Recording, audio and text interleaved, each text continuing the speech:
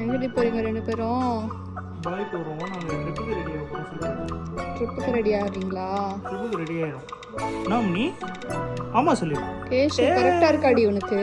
கரெக்டாக இருக்கு, சூப்பராக இருக்கு. ஒரே சிரிப்பு தான் அந்த அம்மா. பட் சொல்லிட்டீங்களா சூப்பராக இருக்கு சொல்லிட்டீங்க. ஆனால் தொங்கின்னு இருக்கா. பழகும் எங்க கீழே போயிட்டு நீ கூட மேலே இருப்பேன்னு பார்த்தேன். மூச்சு பக்கத்தில் ஒழுத்து போயிட்டியா நீ?